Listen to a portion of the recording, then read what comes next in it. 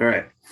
Um, so yeah, today we're going to move on in our Transact series. So far, you've covered winning the seller and buyer. Now we're going to talk about how you work with your clients once you have signed listing or a buyer agreement. Basically, what happens between when we have a signed agreement and when you make or receive the offer. It sounds like only a couple of you maybe have gotten to this process yet. So hopefully this will be a good lead into you guys actually getting the being showing houses and that type of thing. Let's see here.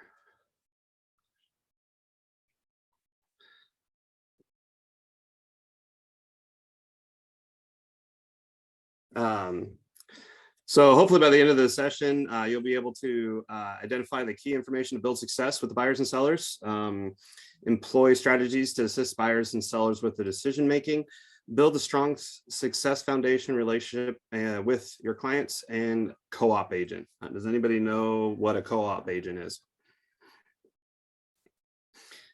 It's basically just the person on the other side of the transaction. So if you're the buyer's agent, it's the listing agent. If you're the listing agent, it's the buyer's agent, because you have to cooperate in order to, hopefully, cooperate in order to make the transaction go. The better you guys communicate, the better transaction will be. Let's see here. So just take a second, if you haven't already, and just kind of start thinking about some of the things that you want to learn today, or you're maybe expecting to learn today, and jot those down. If I don't cover them, then we should have some time at the end of the class to cover that. Any questions that you felt needed to be covered, and I'd be more than happy to do that. All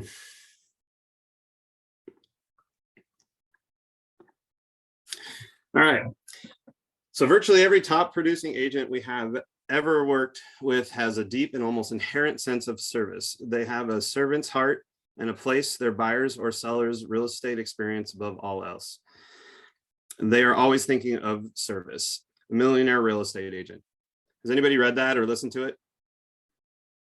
It's a Gary Keller book. Someone else co-wrote it with him. It's 20 plus years old at this point, but still has very relevant, pertinent information. I've listened to it on audio. That's just how I read things. But I've done it at least twice. Once at the very beginning of my career, and then it's been a while. I need to go back and listen to it again. But every time I listen to it, you're at a different stage in your career and where you're at. And so every time I've listened to it, I've gotten more out of it, because at some point, especially as newer agents, you listen to that and it starts your mind just starts spinning, because they're talking about the millionaire real estate agent. So people that are literally taking home $1 million every year plus in their pocket, not just, selling $1 million worth of houses. So at some point you just start getting overwhelmed. This is not pertinent to me. They talk about teams, they talk about all that stuff. It's a very good read, and you can stop whenever you feel like it becomes irrelevant to you at that time, or you can listen to it all or read it all and go back. Let's see. All right. The point in the transaction we're focusing on today is the time between getting a signed buyer or listing agreement and receiving or making an offer. However, just as you are going to take aspects of lead generation into the transaction, you'll of course take aspects we discussed today through and past closing. Our first topic is success with clients. So let's cover the things you can do with both buyers and sellers to make this process as transparent and smooth as possible.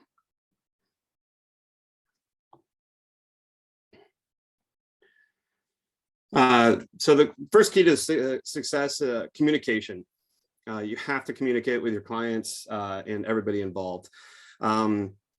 You've covered this if you've taken other Ignite classes in many ways so far, including the assistant that Command and the KW app provide, so you can communicate and show your value with your sphere of influence clients and leads.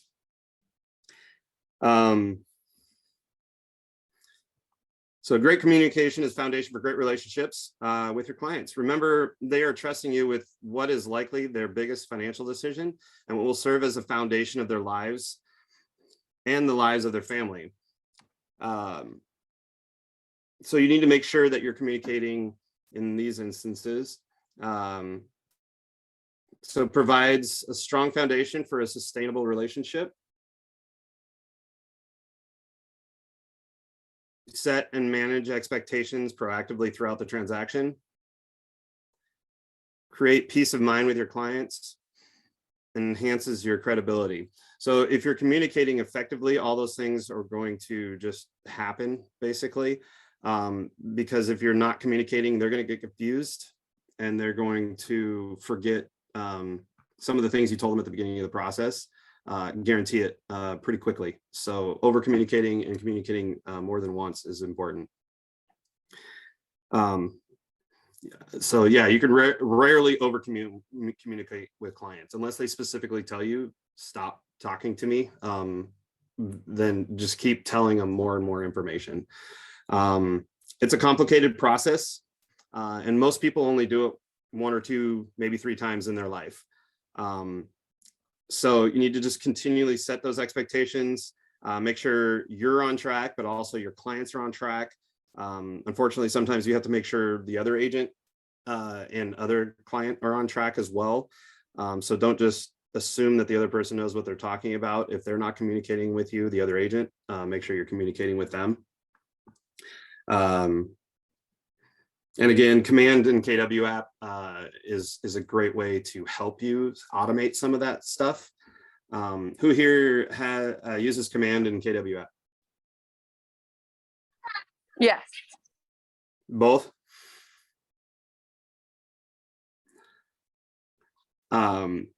If you don't have the KW app, it's pretty easy to get downloaded and send out to your sphere. Get them to download it. It's a great way to communicate, again, automatically.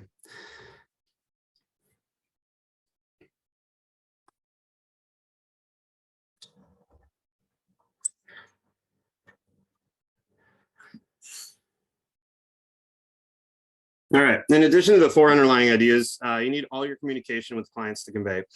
Let's remind ourselves of the 3 levels of service from the Millionaire Real Estate Agent.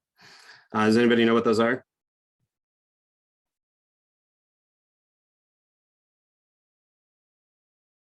Purpose, value proposition, and fiduciary. So purpose, masters of service have a clear understanding of why they should be hired and can articulate it to anyone at any time. Great service begins with a clear purpose for why someone should work with you. Value proposition, the best agents can translate their purpose and why people should hire them into a specific set of services they will provide. Do you guys have a value proposition yet? Do you guys know of something that maybe could help you guys stand out? Anybody have an idea of something that niche or past experience?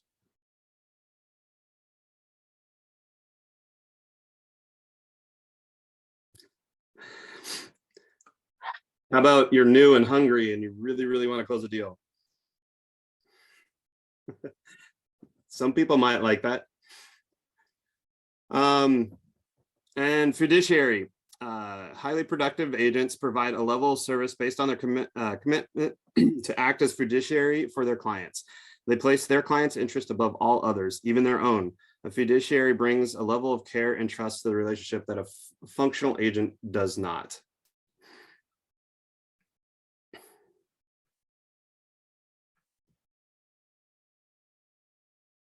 Can anybody think of somebody that would be different between fiduciary and functional?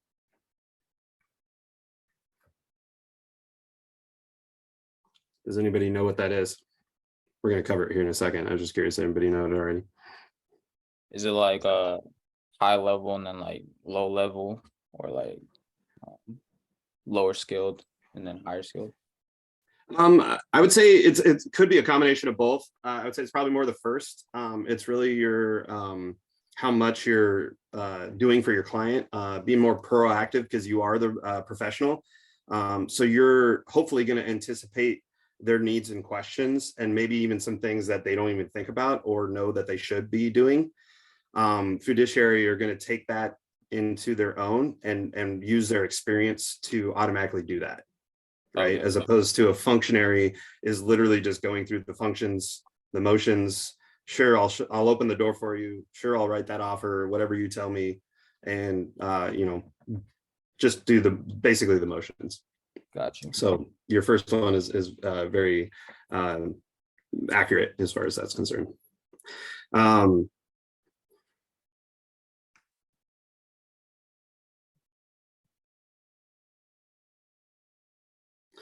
right. So who knows what dual agency is? I'll show you for a second and then you see. Yeah, you're representing both the buyer and the seller. So you have a house up for sale and then you say to a prospective buyer, oh, hey, I know a great place, blah, blah, blah. Okay. And is that legal in Oregon? If the clients say it is, yeah. If the Perfect. clients are okay with it, I guess. Yeah. So you are correct. It's basically representing both sides in a real estate transaction. It is legal in Oregon. What we just talked about, fiduciary versus functionary, it makes it very, very challenging to be a fiduciary for both sides if you're representing both sides.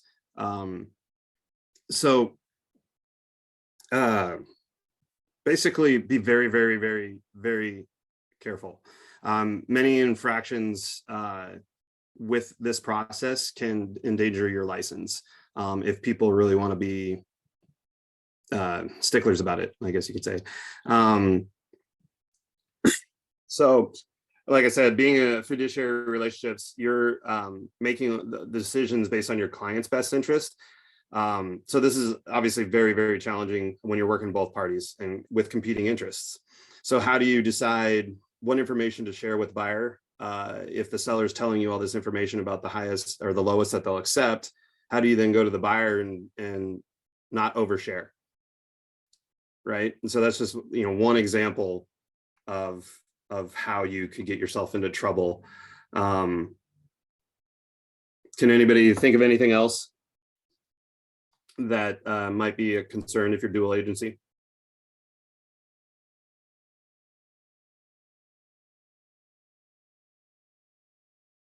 Well, I would presume that you'd every once in a while, you'd have somebody accusing you of paying more attention to the seller, or if they're the buyer, or the buyer, if they're the seller, you'd probably every once in a while have that person that'd think, oh, he's on that other person's side. Absolutely. And that's absolutely a risk. And I don't know about you guys, but for me, my reputation is it's very important to me and my integrity. And so I would never intentionally favor one or the other. But as you guys probably know, the world runs on perception. And the perception of, like you said, the buyer or the seller, that I favor one or the other. In my opinion, it's not worth the extra commission. But it is technically legal. Do you guys know what the Y4 C2Ts is? It's our company motto, basically. We'll cover it later on. I honestly can't recite all of them, but it's basically, this one covers the win-win or no deal, or win-win and trust. It's the W at the very beginning. It's WI 4C2TES is what that is. But it's basically, there's a whole bunch of things that is covered, but win-win or no deal is effectively what this is trying to emulate. And if you can't do that, then you're going to potentially be in trouble. Yeah, you have a question, Corey? So yeah, this is just a random question that I thought of as you were talking about that, but is it possible, like, let's say you knew a buyer and a seller and you represented one of them, and then you handed, say, the buyer off to a coworker, and you could still get the finder's fee, the 25%, yeah, referral fee. Is that a possibility, or do you still have to go through the same paperwork and et cetera that you would have to do if you were representing both of them as dual agency? No, as long as you are handing that off, just be aware when you go to hand that off. Make sure they are going to write the offer and most likely going to get accepted. Because if you hand off a client and refer it to another agent, there's chances that you might, depending on your relationship with that client, there's chances you might offend them, that you already showed preferential treatment to whoever you kept, basically. So getting that client back, if they're not going to actually make an offer on the house, or whatever side you're representing. So just make sure, because I've had people go, oh yeah, I'd really want to write an offer on your listing, and I'm like, great, let's talk. And then they call me a couple hours later, we're not going to really, we're not going to move forward with it. So had I said, oh great, let me refer you to another agent so you can write that offer, I would have lost that client as a buyer, right? So just be aware of that you're not inadvertently, I guess you could say, shooting yourself in the foot, and losing a client, because sometimes they don't know whether or not they really want to write an offer or not. And again, that's going to depend on your relationship with that client. And you can always try and spin it saying, I want to fairly represent and have both sides represented. So in your best interest, I'm going to bring in a different agent that's able to be an independent party from the person that I'm representing. And try and soften the blow a little bit, I guess you could say. I've heard agents say that they've done it only a couple times in their career from a dual agency standpoint, and they basically created a CMA, or competitive market analysis, gave it to both parties and said, you come up with what you feel is a fair price based upon this analysis. And if you're within, a $5,000 range, then I'll talk to you guys about representing both sides. Because in that case, both sides really, really liked the agent. And the agent was basically told them, no, I'm not going to do it. And they both said, no, we really want to use you. So he was kind of stuck in a pickle, but it was a way to show, okay, if you guys are close enough, hopefully I won't lose face over $5,000 if we end up going one way or the other. There's creative ways to try and get around it and protect yourself at the same time. It's just, like I said, for me, it's not worth the extra commission to potentially have that scar on my reputation. So as I kind of mentioned, you owe the confidentiality to both parties. So I can be sure you're not giving away confidential information, even accidentally, just through conversation, because you're going to know both parties on the private information. And are you really prepared to negotiate against yourself? Negotiating inspection items, how you make the seller's case to the buyers. HVAC system isn't working. Should it be prepared? Should you tell the seller? Should you tell the buyer? Like, where you're going to be at? So these are just some current concerns. Would you ever go to court against someone who shared your attorney? It's kind of we're not attorneys, but at the same time, we're negotiating some pretty good dollar amounts, right? And if you're in the defense and the plaintiff had the same lawyer as you might feel a little bit weird about that.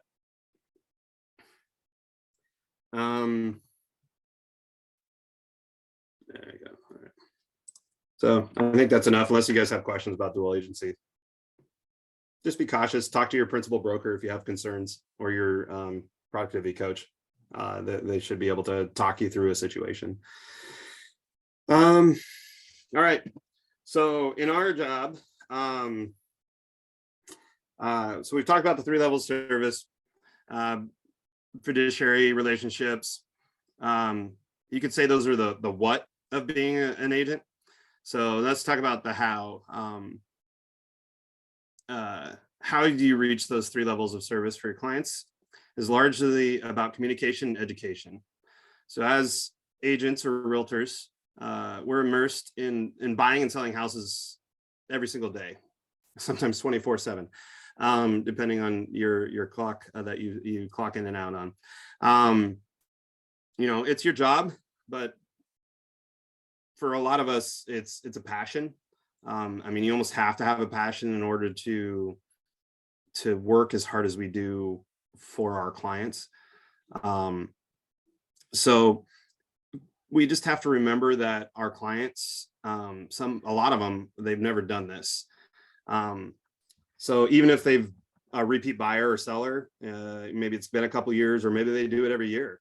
You know, but especially if it's been more than 5 or 6 or 7 or 8 years, they are very likely not going to remember enough of the transaction. They may say they do initially. Oh yeah, I've done this 10 times before. But if they've never worked with you, even if they have, they may not remember your process. So again, goes back to that over communication. Just there's never over communication. Make sure, even if they say they know 100% what's going on, always update them. So obviously it's large stakes for most of us. It's the largest purchase and our biggest asset that we'll ever have. So, you know, a lot of people's emotions get involved. So you want to make sure that you're not adding additional stress by just not communicating. So just make sure you're demonstrating your expertise by educating on the realities of the current market. And if that changes while you're still actively looking or selling, make sure you're not afraid to have that tough conversation with them. And the personal real estate process, just make sure you update them often. So that way they have a better experience, like I said. And to do this, to help you in your initial consultation with either the seller or the buyer, set the expectations for the process and the communication, whatever side you're actually on. It helps it so throughout the whole thing, you can refer back to, you remember when we first met, we talked about this is how we're going to communicate. If that's not effective anymore, let's talk about changing that.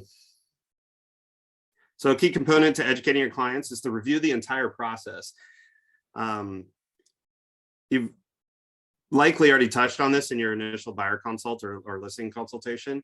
However, it is a very complicated and emotional process, like we talked about. People don't remember everything. So reiterating, what I usually do is tell them, here's the step we just finished, here's the step we're on, and here's the next step. And I do that every single step of the process, so that they may or may not recall that we talked about, you know, whatever 12 steps or whatever you break it down to. But it helps them understand what the next step is, not just the step they're on in the timeline. So they have a better understanding of what is coming after where they're at, so they can think about it if they want or not.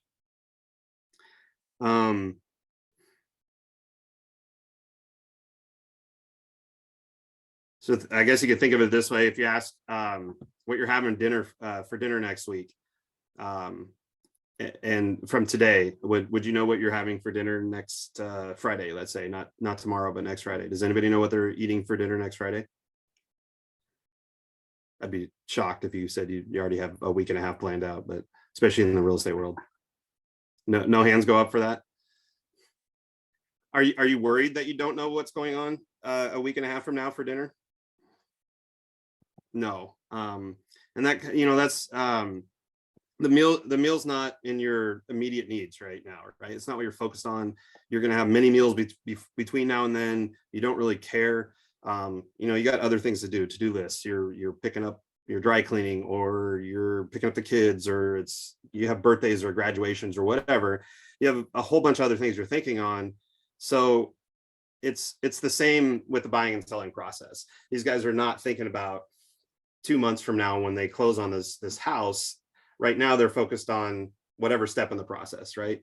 Are they getting approved for a loan? So that's the most important to them. So that's why I stick to those. I go over the whole thing, but I stick to those immediate 1 and 2 on each side, because otherwise you overwhelm them. They're going to forget it anyway. And you're just, sometimes they just get confused or overwhelmed. So, an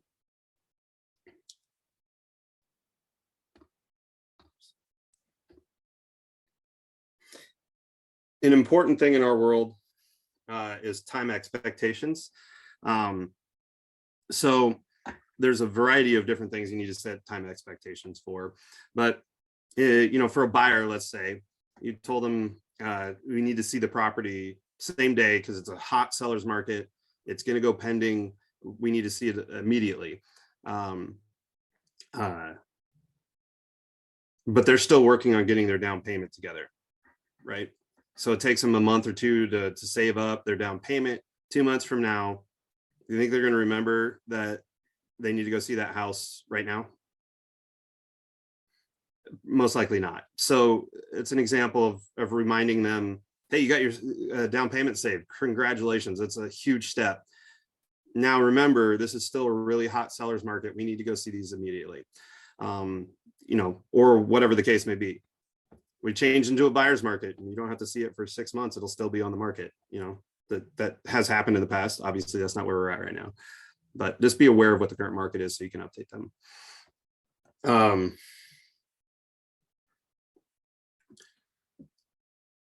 And if that's the case, they need to move fast. Make it clear to them why it's important to shift their schedules and even into the point of inconvenience with their jobs or whatnot, as long as they're not getting fired, obviously. But it's important if they want that house, if it's that hot of a market. Sometimes nowadays you have a little bit more time. It doesn't go pending immediately, but again, communicating with them what that expectation is, knowing whether or not you can wait until Saturday for the open house or you need to go Thursday at 1:45 because it's a screaming deal. Same goes for sellers though too. Just because you covered how chaotic the first week or weekend is, doesn't mean they're going to remember once you actually go live, especially if they have to fix some things, you know, a couple months later, you're finally going live. It's important to reiterate how flexible they need to be that first and opening weekend. I'm actually going through this right now. A client 2.5 weeks ago, we were talking about going live, and today we officially went live. And I've probably 4 times over the last 2 weeks, I've told them, just be gone the first weekend. It's so much easier if you can do it.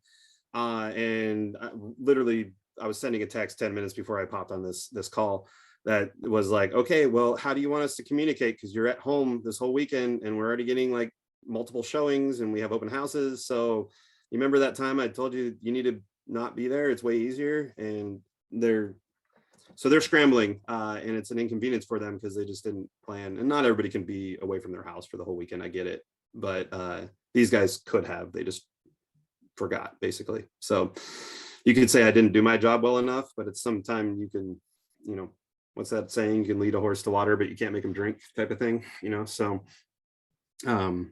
it doesn't always go the way that you plan. Also remember, for most people, it's very rare to make such a big decision in such a short period of time. So prepare your clients for this change in their day-to-day pace. You know, some people are very analytical. They take forever to overanalyze everything, and they finally make a decision. It's especially important to remember that there are some time-sensitive portions to the contract. So you need to make sure that sometimes sellers only have 24 hours to respond to an offer, and if they don't, then they could lose out on that offer, or vice versa. Buyers have to make a decision. Sometimes they want to sleep on it, and by the morning it's pending. So it's important to communicate that. And just tell them the importance of responding to you. Don't ghost you. Once you're in a seller situation, once you're active, don't, if they can, obviously some people have jobs that can't check their phones during work and that type of thing. So those conversations up front are important, so you know how best to communicate, and you could set that expectation so there's not as much frantic stuff once you get under contract. Document expectations. You likely need to go over the contract before you ever see a house with your buyers, before showings begin with your sellers. If you go over it now, then there isn't as much of a time pressure when you get to that point. They have a familiarity with it before they have to rush into that really fast decision that we just talked about. Or put an offer or accept within a short period of time. Excuse me. In addition to the contract, what are some other documents you think you should go over with a client in our market?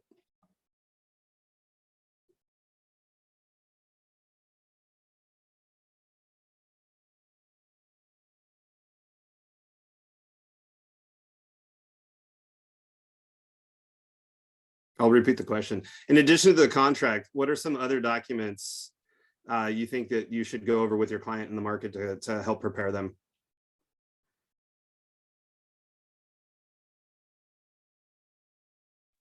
Disclosures. Okay, what kind of disclosures are you thinking?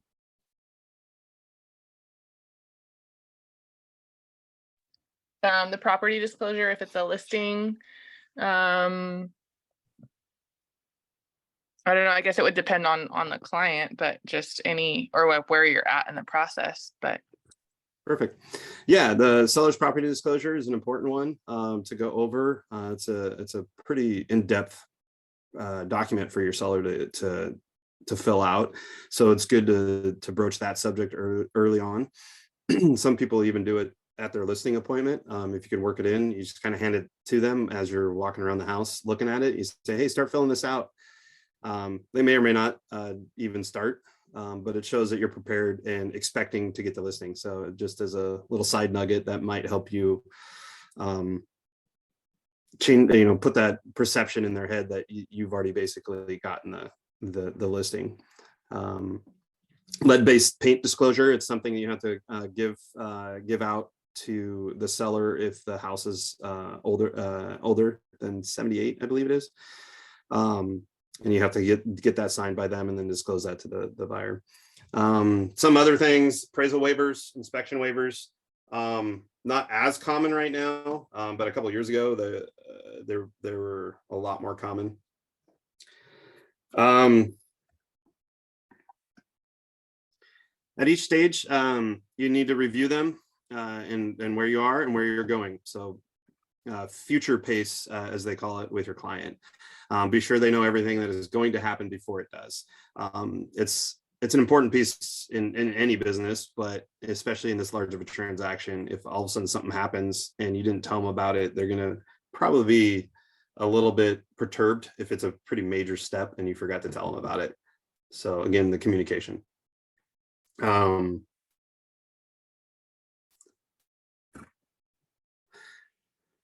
So for example, when talking with the buyers, just submitted their offer, you would tell them how long the seller has to get back to them, what the outcomes might be. So what are the three outcomes when you submit an offer for a buyer? I'll take one initially. What's an outcome if you submit an offer? What's the seller's options? Counter offer. Yep, that's one of them. Anybody else? Reject. Okay. And what's the hopeful for you and your buyer? What's the accept? Accept. Yes. Yes. So accept, counter, and reject. Those are the three options. So make sure you go over that. And then what the basic steps would be in each of those three scenarios. And you'll get into a little bit more of that. I think there's one class about writing offers or getting those accepted. So they'll talk a little bit more about that process and stuff. We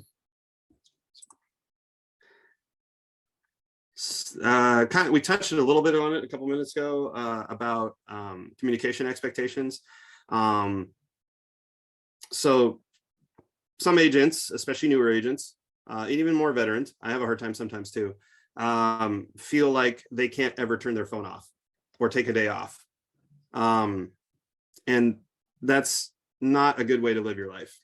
When you're young or you're newer in the profession and you're hungry and you're like, I got to get a deal, I got to do this, it's really easy to get into that trap of constantly checking your phone or constantly being on social media or lead generation and all that stuff. I'm not saying it's bad, but we're humans. We're not machines. And at some point we will get burned out regardless of how passionate you are for real estate. So it's really, really, really important to try and set your expectations with your clients and yourself, just as important, of when you're going to turn that phone off and when you're going to turn it back on. Whatever that looks like for you, that you feel like you can sustain that. So if you tell your client, I'm going to turn my phone off at a certain time each evening, make sure your clients respect that, and you respect yourself for that. So if you say, I'm shutting it off at 8 p.m. and they text you at 9 p.m., you told them, I am not responding until 8 a.m. the next morning. Do not respond unless it literally is a fire, right? I mean, very few things we actually do have to be responded to immediately. That's just our personalities. We want to be that above and beyond for our clients. But if you set that expectation that, hey, after 8 p.m., it's my family time, or it's my downtime. It allows me to better serve you when I'm working for you during those business hours that I've set.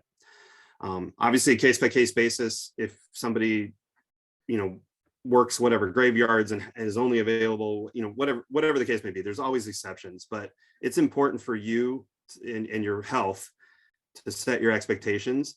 And I don't know if any of you guys have had jobs before that, but I used to work at a bank. The expectation was I went to work at whatever time I started. Let's pretend it was 8 o'clock and not 7 o'clock in the morning. And then I would get done, let's pretend again, 5 p.m. Let's be real, it was 6 or 6:30. But when I left that office, I had no connection to my business email, my business phone, my anything. It was left at the office. And I was a banker. I had to wear a suit and tie every day to work. And the expectation was I worked during my business hours. I didn't have clients calling me at midnight saying, hey, I got this money I need to deposit in the account, or hey, I really need that commercial real estate loan. Can you make sure you get that to me by 6 a.m.? I didn't have clients doing that because people respect the person that respects themselves. But you also want to respect theirs too. So like I said, if there's exceptions, you want to make sure you're setting an expectation with them. For instance, do they hate texting and they prefer phone calls? Certain generations don't like texting. And so you got to set that expectation, because if you're just constantly texting them all the time, they're going to get annoyed with you. It's a simple question, and just it helps clarify that. Should it be a group text? Let's say there's, a spouse, two spouses, and only one wants all this information during the day. So they, so they don't want you to text both of them, just one. Just a second, I have to plug my computer in. I'll be right back.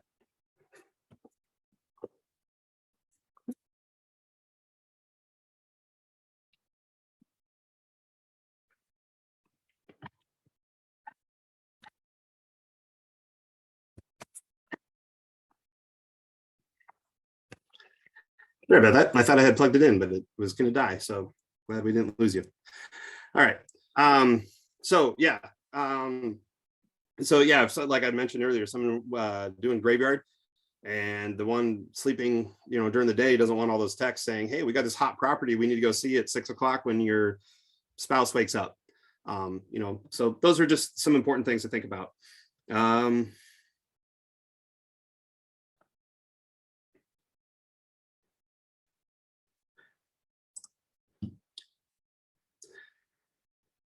All right, sets contingencies in our world.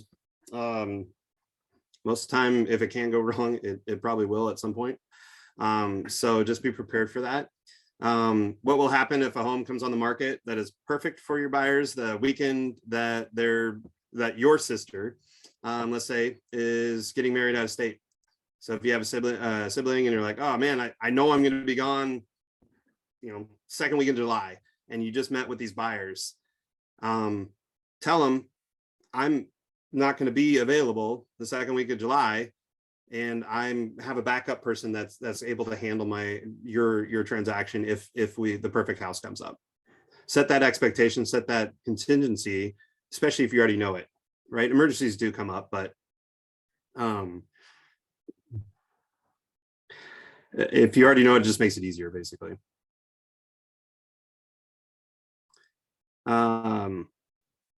Let's say as a listing agent, perhaps your sellers will be out of town, unable to respond to an offer, the first weekend or maybe the second weekend that you go live.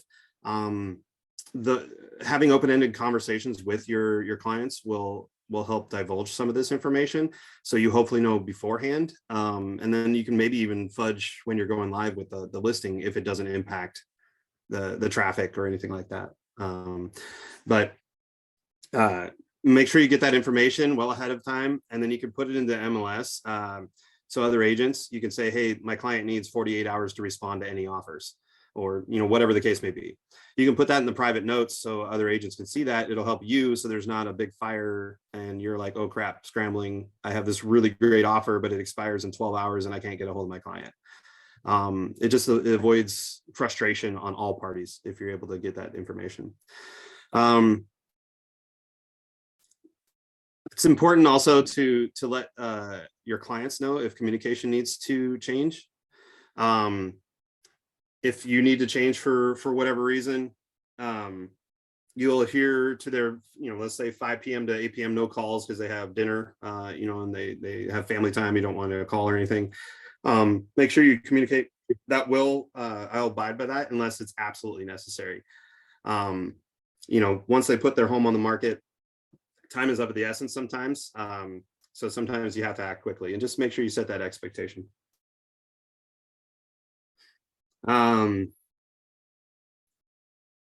Make it clear to your clients when that turnaround time becomes a primary concern to the success of their purchase or sale. So these details also should be shared early in the relationship, so they know what to expect going in, and then you just repeat them as necessary. Or if they need to be adjusted, you feel like you're not being communicated effectively, or you feel like what you're trying to tell them is not being heard. And then it's time to have a more in-depth conversation with your client. All right, up-to-date market expectations. Updating your client's view of the market is another way for you to show your expertise. They need to understand the realities of the market they are in. Is it a seller's market or an extreme seller's market? Are house sales slowing down to become more of a buyer's market? National trends. This is a hot button for me. I'll try not to get on the soapbox. National trends in housing are often all over the news. However, that doesn't mean it really much for your local market. And unfortunately, sometimes the clients pay more attention to the national news than they do the local stuff. So it's important for you to be that expert and know your local market, and also know what the national news is saying, so you can have your script or directed conversations, or whatever we're calling them these days, to be able to combat the national news, because oftentimes those are scare tactics, just like for clickbait basically, and oftentimes have no relevance over local market. I'm here in Eugene, Springfield, and we have a somewhat unique market. We're not impervious to anything, but we certainly don't follow national trends most of the time. So trying to help educate your client that, yeah, you might see this, in whatever national news, but here's what you directly are going to be impacted, because here's what our actual market is doing.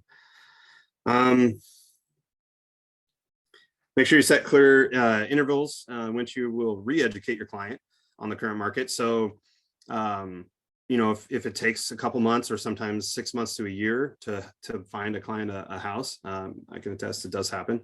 And it's a good chance in 6 months to a year that the market is a lot different than when you first started. So don't expect them to follow along with the trends just because they're looking for a house, right? So every, whatever, 60 days, 2 or 3 months, have that conversation, update them. It shows that you're the expert, and there's a reason they hired you, right? And again, be sure you translate what it means to them, not just what's going on, because they may hear it's a seller's market and they're like, well, I'm a buyer. Why would I want to buy right now? It's a seller's market. If you explain to them why it's still a good time for them to buy, even though it's a seller's market, they'll have a lot less stress potentially, and understanding at least. Also communicate, like in an extreme seller's market, most of you guys probably weren't there for a couple of years ago, but I'm sure you've heard it, that oftentimes offers were going for way over asking price. Set that expectation when you're going in, so you don't have clients that are, hey, can we lowball them and offer 30,000 under asking? when it's been on the market for one day. I mean, be prepared to have that conversation, because even in the market of 2 years ago, when people were giving $50,000 over asking, I had clients say, "Oh yeah, let's go in just under asking because there's no offer right now." So just like I said, be prepared to have that. It can be a delicate and uncomfortable conversation, but if you don't, then you're just going to waste your time in there is writing that offer and potentially get a reputation with listing agents that you just write low ball offers because you're not prepared to stand up and communicate with your client.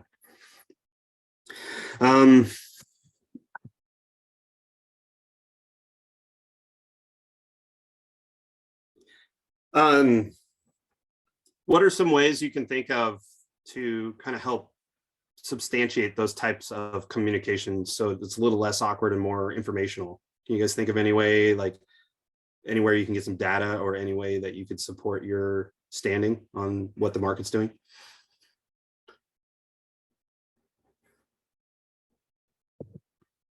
Well, I know in Capital City we get reports once a month, I think is how often we get them. So it helps at least have kind of an understanding of where things are at least for the time being. Okay, what reports are you referring to? I forget the name of them. I probably shouldn't have piped up because I forget the name of them, but they talk about average time on market, number of houses sold in the area, and Marion Polk specifically, I think. Average price a house in the area is selling, average price. I forget. There's an acronym that covers it, but I don't remember. And is that through your MLS system up there, the multiple listing system? I'm legacy, so I don't get the MLS. It's a report that's sent out each month. I think it's called TMO. I'm not sure. Yes, the total market overview. Yeah. We get that as well down here, and it's weekly. It should, well, at least down here we get it weekly. So you should be able to get that updated. But that is a very important report.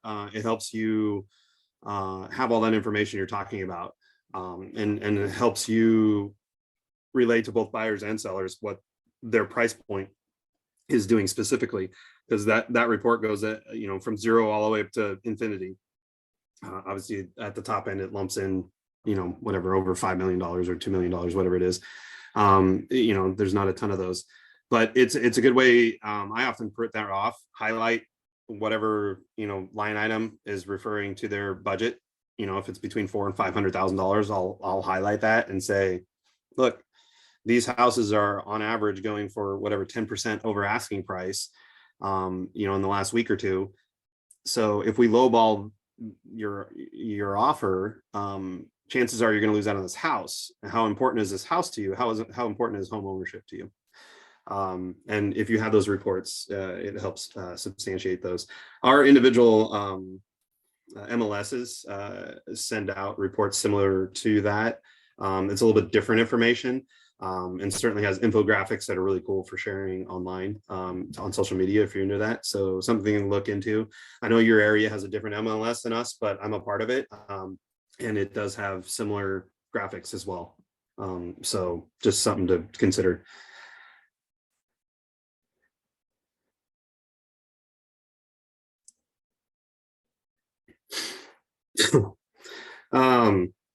So one of the things KW prides itself on is technology.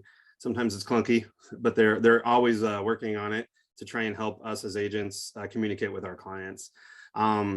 So it's one of the benefits of being with Keller Williams. So try and use that as leverage.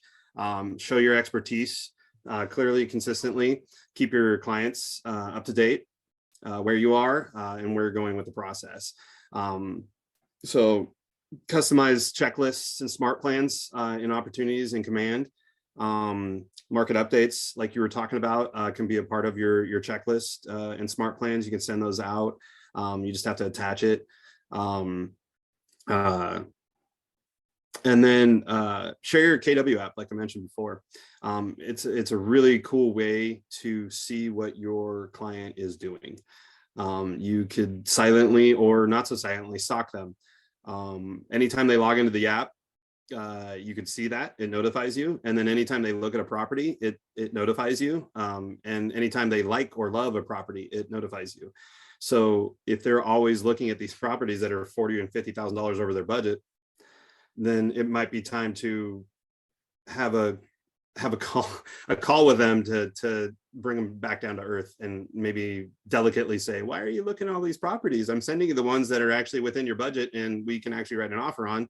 So I'm just curious why you're looking at these and trying to, set your expectations outside of, unfortunately, where your reality is. There's a better way to say that, but you get the point of that.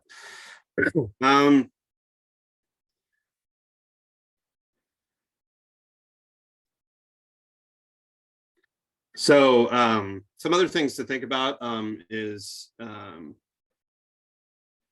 insurance.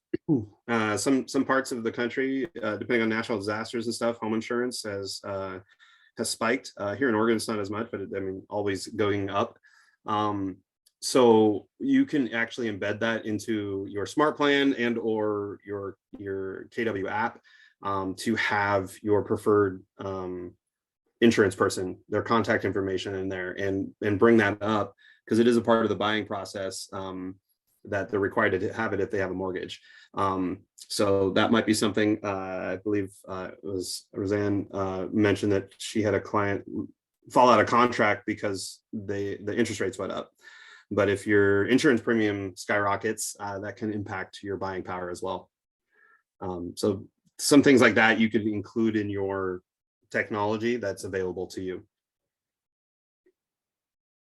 So I'll mention it briefly, but two things that are really important to put into your command checklists, and that's just going over with your client, is asking for reviews and referrals. It's always a good idea to ask for those throughout the process, especially referrals.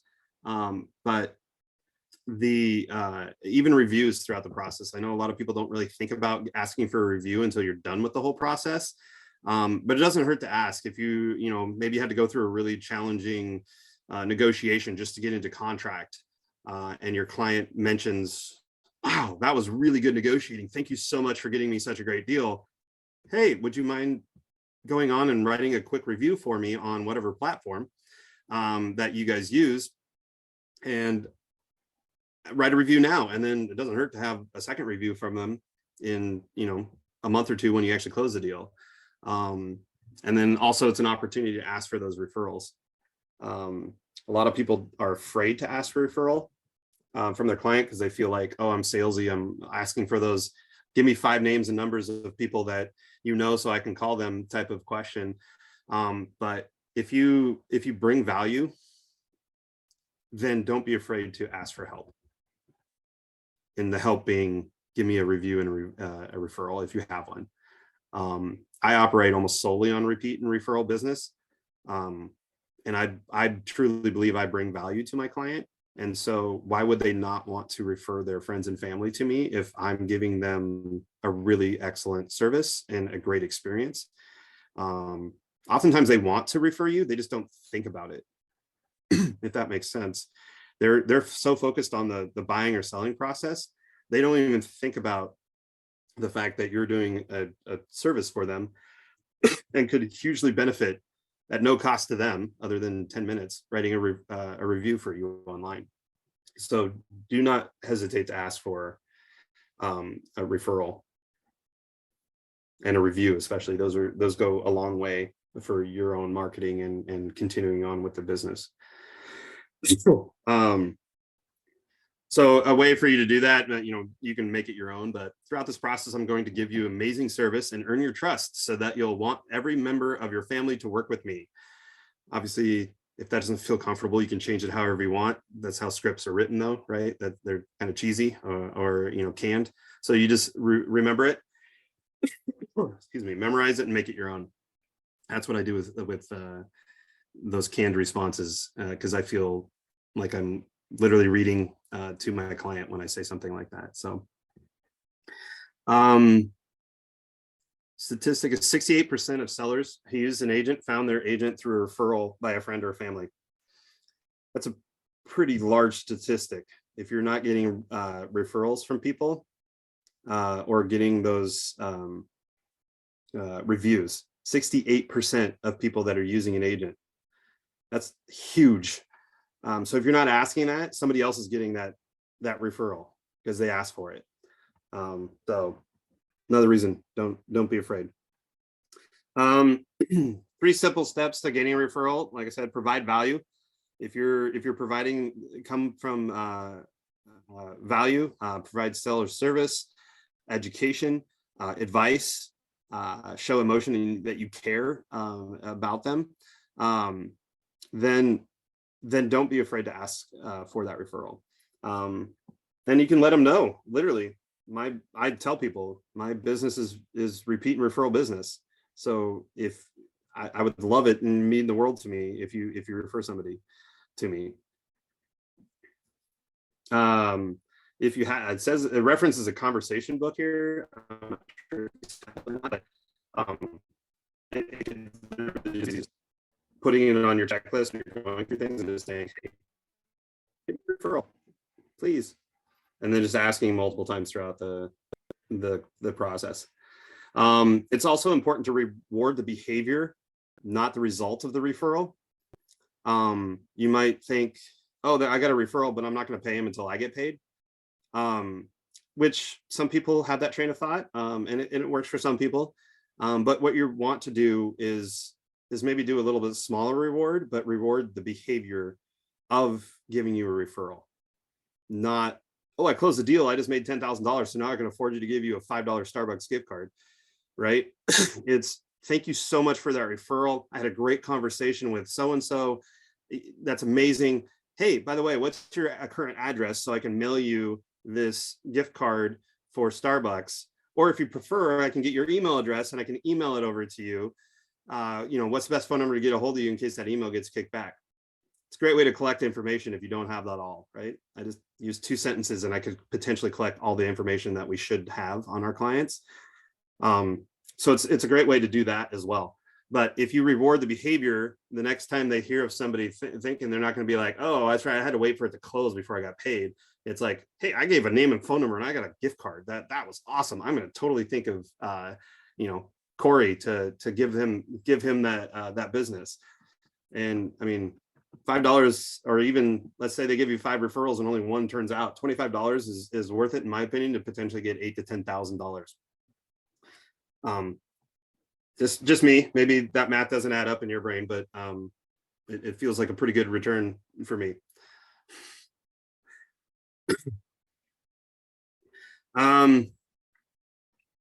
We were talking about mostly referrals, but obviously reviews are very important. So do any of you guys own your own house? Or are you guys all rentals? I own. You own? Have you guys had to do any maintenance, or let's say plumbers, contractors, you did a new fence, like you had to hire somebody?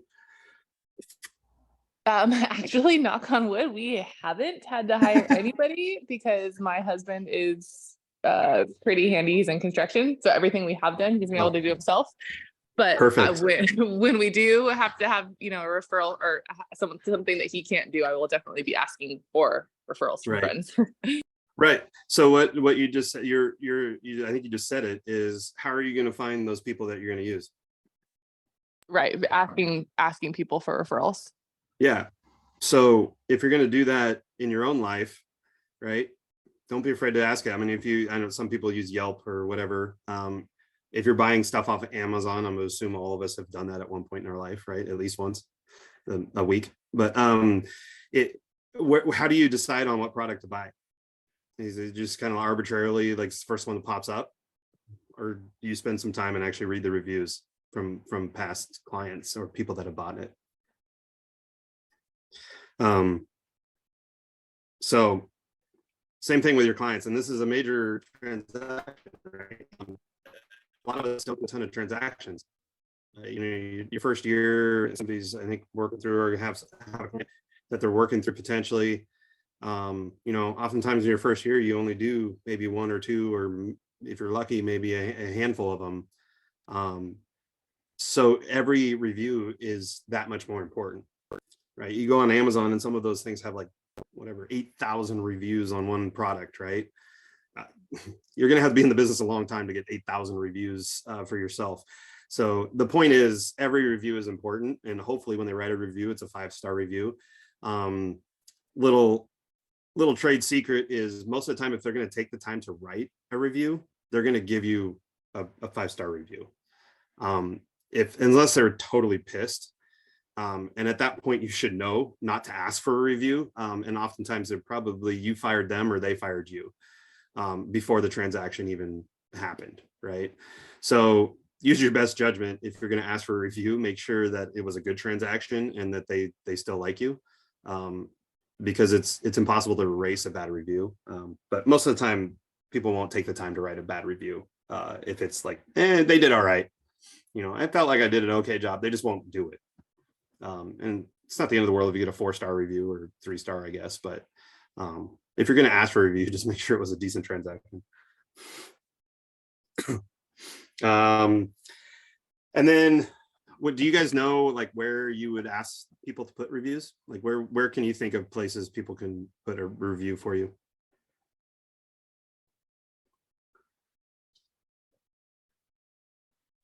Your website. It's great. Google. Hopefully everybody has a website. Through KW offers it for free, but you can always do your own. Did you say Google as well? Yeah. Yeah, it's a really important one. You have to set up a Google business page. It's a little bit of a process because they want to make sure that you're real and not just setting up a business page to try and scam people. It's not too hard. You just have to, they mail you a physical postcard to whatever mailing address you put on there. And then you have to basically use the code to activate it. It's pretty easy, but Google is very important. Anything else? Or anywhere else?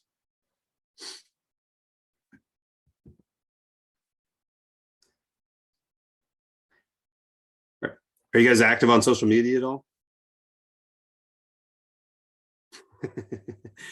Does anybody have a business page? I do. All right, I like to hear that. Anybody else?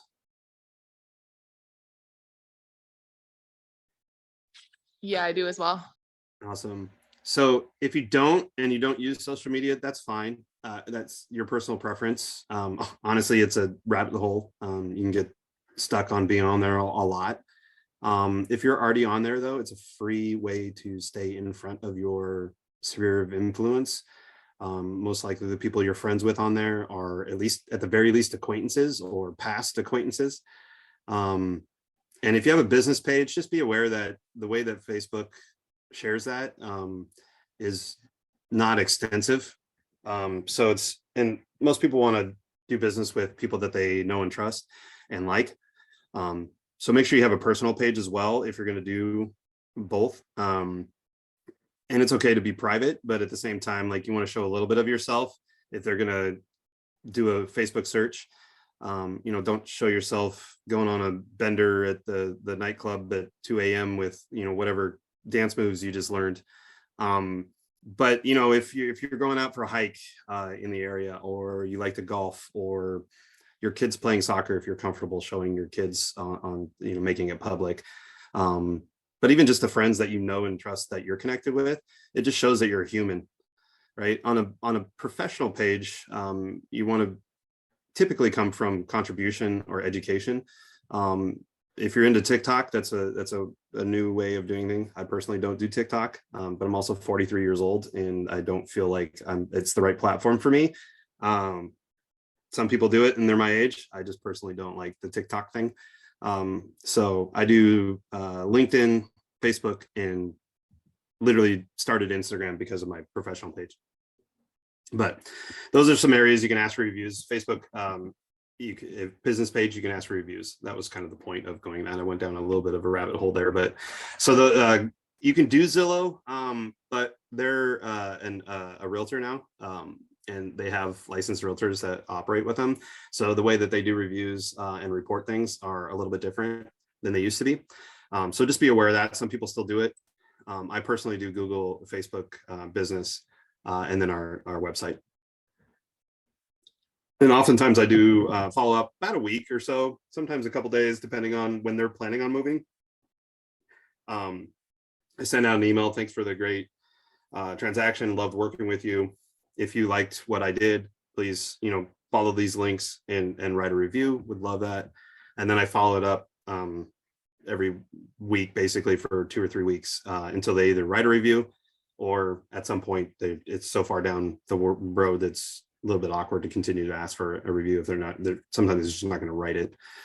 Just be prepared though, if it's a buyer or even a seller, they're probably moving. So within that first weekend, they might just forget, right? They might see your email, forget it, or not even see it. So follow up is important.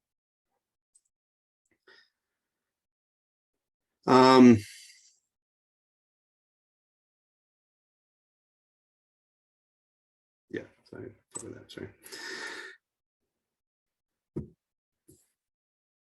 So there's an example of how you can ask for a review. If your purchasing or selling experience exceeded your expectations, would you be so kind as to give me a brief review? I'd also like your permission to use this in my advertising and marketing. So again, make it your own, but that's an idea of how you could just send a text or an email to ask for that. Some things you can try and help them with is mention things in their review. You can kind of give an example in their email. You don't have to, but just some things that help is clients home sold quickly. They got above their asking price. These are things that they're going to probably want to write a review on. They were impressed by the service, but you can, like I said, you can have them maybe guide them a little bit, but like, hey, can you point out, here are some things you can think about, maybe point out in your review besides just, he was a swell guy. It just shows that you have more attention to detail and they cared to do that.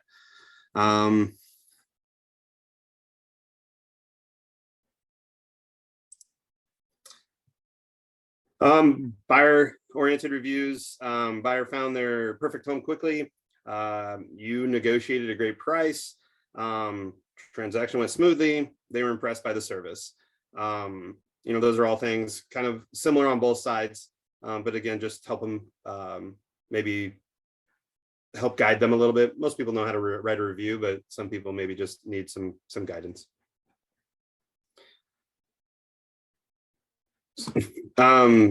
So anything that you have learned so far in our conversation that we love to call ahas? Have you guys had any ahas so far?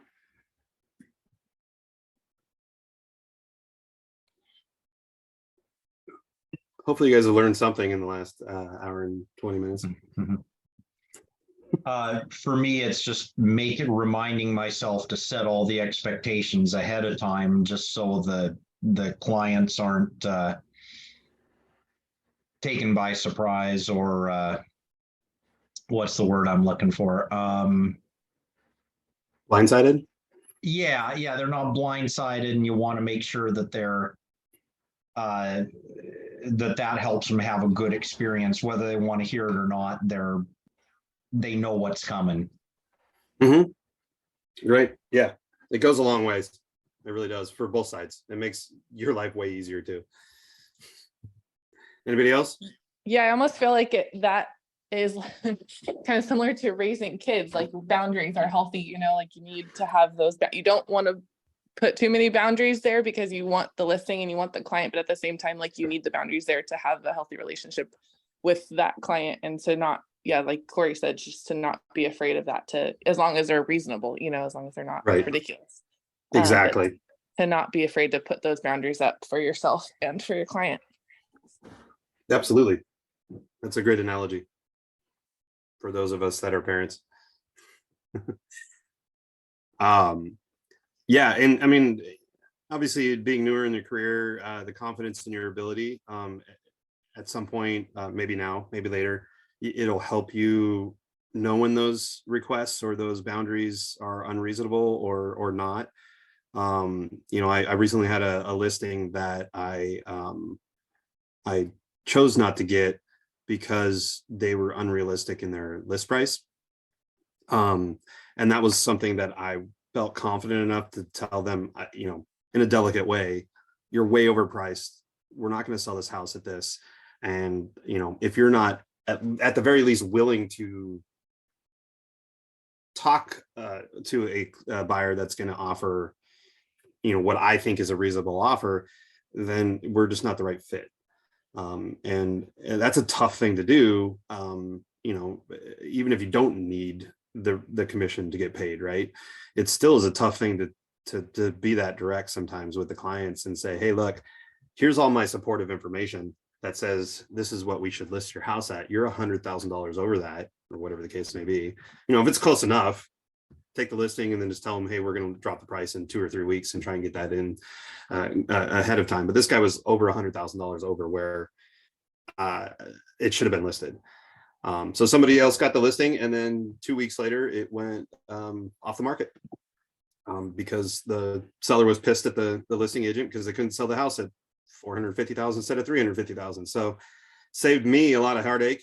You know, it was a tough conversation up front, but those are kind of conversations that, you know, eventually, hopefully you'll get that confidence and the as long as you have the supporting documentation, you potentially could have that information. So great ahas, guys. All right, so we've covered a lot so far: dual agency, reviews and referrals, and like you guys talked about, most importantly, talked about the keys ways to create happy client relationships, consistently, clearly communicating regarding the current market and process of buying and selling. So let's talk specifically about what buyers need from you.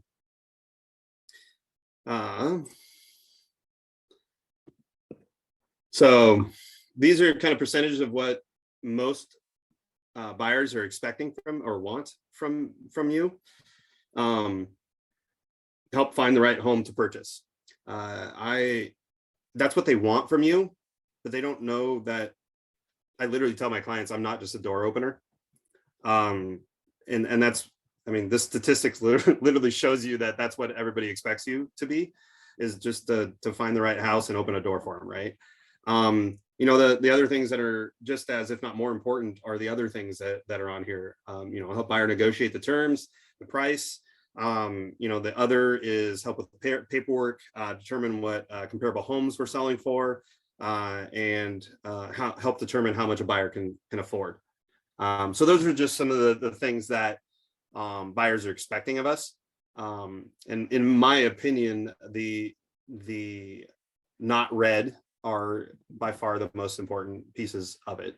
Obviously you want to find them the right house, but let's be real, they can look on Zillow or Redfin or wherever they look online and find the right house, right? Everything after that is where we earn our paycheck and our expertise in helping them out.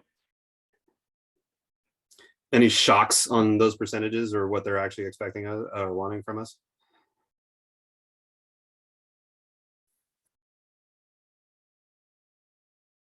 Not so much a shock, but what kind of stuff does other entail? I mean, I know it's a lot of stuff, just 1 or 2 examples. Yeah, I really quickly ran over them, so you probably didn't realize that's what I was talking about. But the others are the help with paperwork, determine what comparable. So the help with paperwork is 8%, roughly. Determine what comparable homes we're selling for is 6%, and then help to determine how much home buyers can afford is 4%. So that's kind of what makes up that other category. Okay. Mm-hmm. No, good question. I appreciate you asking though. I did cover it really quickly. All right. So the first step in stellar buyer service is being aware of their needs. You should have conducted already a thorough needs analysis with your initial buyer consultation. Hopefully you guys covered that in the last class or one of the classes before.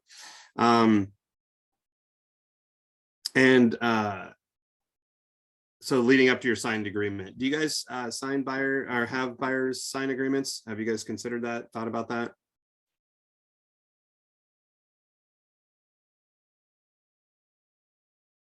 Does anybody have a buyer that they're working with that they don't have a buyer agreement signed with?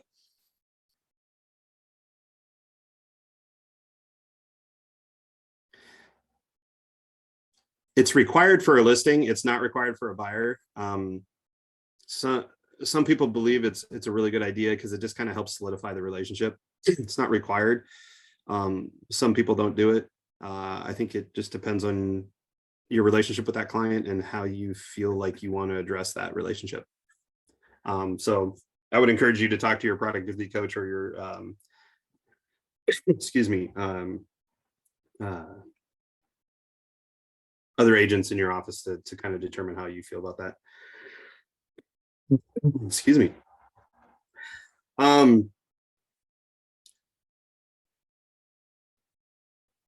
So when you're doing the needs analysis, what are some questions that you're going to be asking?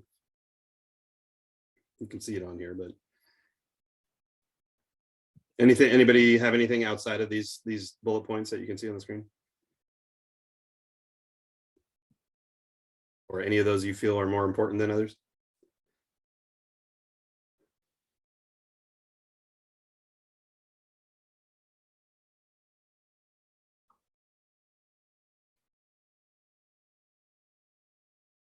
I'll even take a no. I don't, just to make sure you guys are still awake. At least I got a smile out of Corey. I know he's listening. So those are some important things. Obviously, hopefully you guys are asking some open-ended questions with your initial thing. Why do you think it's important to revisit your needs analysis with your buyer and or seller, in this case the buyer, throughout the transaction, especially if it's taking a long time? What are some things that you think can think of that might happen that would be really important to review for a needs analysis?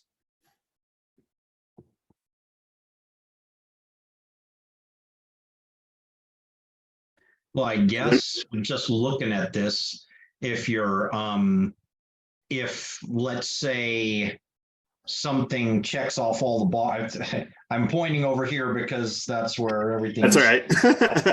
I do the same thing. But if everything checks off the boxes here, but say it's a 60-year-old house as opposed to a 20-year-old house, and they wanted a 20-year-old house or less, then you're spinning your wheels, showing them something in an older neighborhood. Am I understanding the question right? I mean, if it checks off all the boxes except for this one right here, then. Right. No, and that's great, because if you revisit that and say, hey, I'm showing you all these great houses that check all your boxes, and they're like, yeah, I don't like any of them. That's when you ask that next step, like, okay, tell me more. Like, why are you not liking these? So that's great. I was thinking more along the lines of like maybe life events. For instance, they having a kid, empty nesters, they lose a job, somebody dies, those life events that could happen at any time, right? So if it's been a couple weeks or a month and you're still looking, it doesn't hurt to be like, hey, we haven't touched base, or, I just want to make sure nothing's happened in your life that's going to change what we're looking for.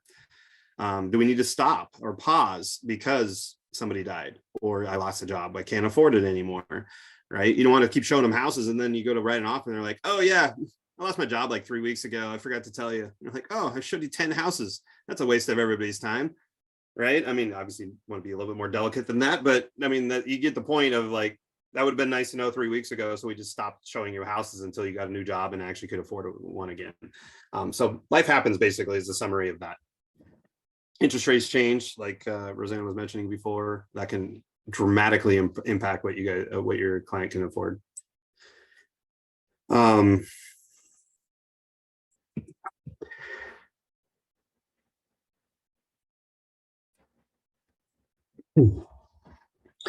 So yeah, whether their lives change or their worlds change, sometimes needs change. So that's why it's important to revisit this.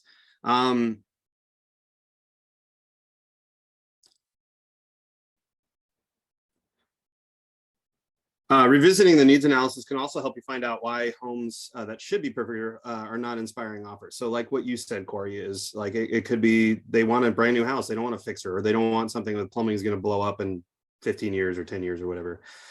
Believe it or not, sometimes what we think we desire is not what we need.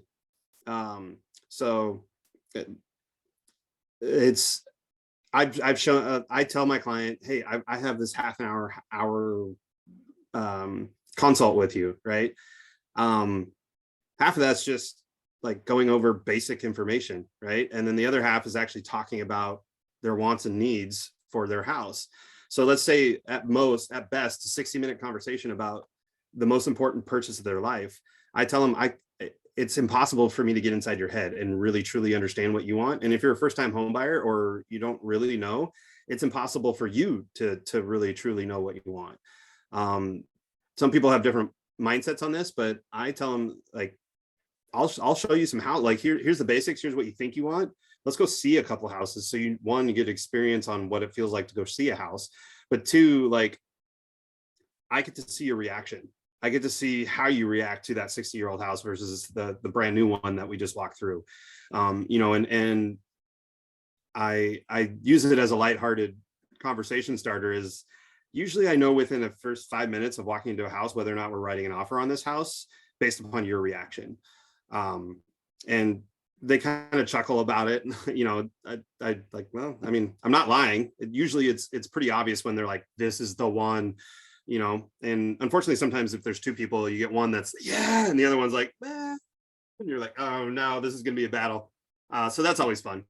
But it's pretty apparent if it's an emotional purchase, right? If it's gonna be their personal residence, it's a lot more emotional, and so they typically wear that somewhere outwardly, that if you know them even kind of close enough.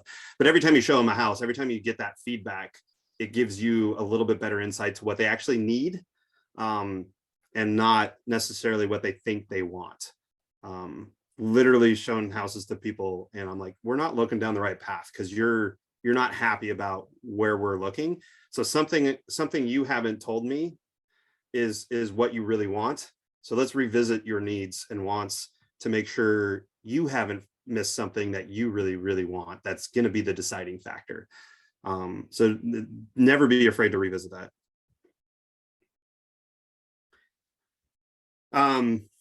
Also, you know, budget is something to not be afraid to have a conversation with. So that way, if they're like, oh, I'm only comfortable with the payments on 350, but I'm approved up to 400. I tell them that's great. We're only looking at 350. But if we start looking at 350 houses and you're not finding the criteria that's making you happy and what you actually need in a house, we need to revisit how you can potentially get comfortable with a higher amount so we can start getting those attributes in a house to get you what you want. And try and help explain, okay, the payment is going to be this, but that's going to be fixed for the 30 years, right? And trying to help them understand that maybe that little bit of higher price payment is not going to be the end of the world unless they literally are penny pinching and can't really truly can't afford it. But then the lender shouldn't be approving them for that, right? It's also a good idea to remind them that you can use fiduciary just because it sounds cool. Most people have no clue what that actually means, but it's you know, explain to them that you're on their side. And I've literally told somebody, I'm like, I'm going to remind you of your motivation of why you got into buying this house or looking to buy a house to begin with. I'm not going to pressure you into buying it, but I'm going to remind you of your motivation, because buyers clients are busy. They work full time most of the time, at least if they're not, you know, working full time, taking care of kids or both.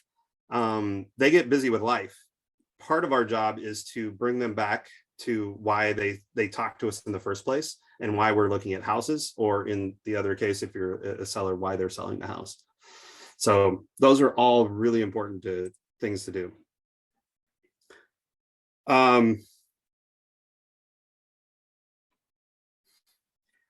So a thorough and frequently revisited and revised needs analysis is your greatest resource in having tough conversations with your clients.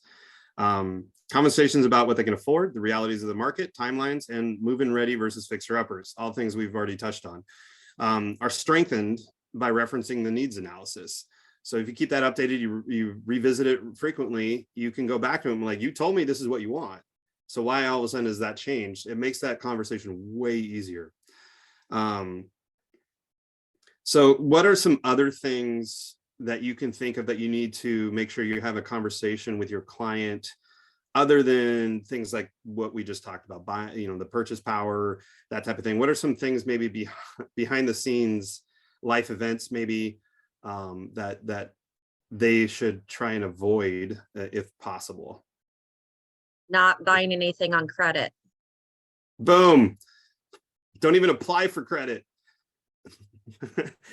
Yes, that's a huge one. Especially first-time home buyers, but anybody just forgets even a credit pull could potentially impact. So don't go to Target and get $1 off that $100 purchase so you can't afford a house now. It's not worth it. So have that kind of conversation up. Anybody else?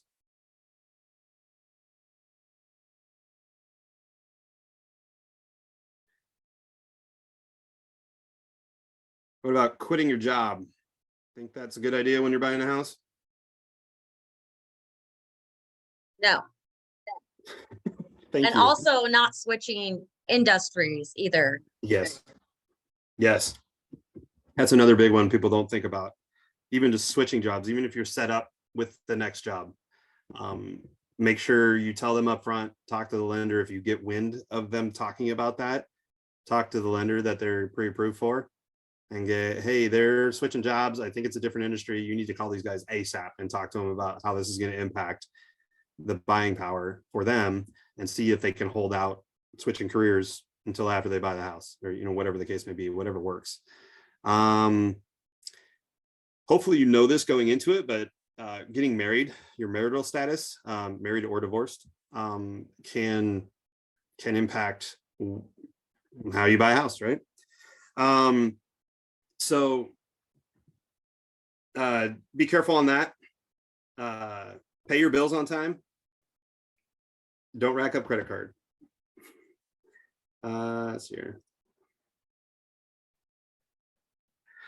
So just basically, you've already done the needs analysis. Don't show them homes that don't fit that.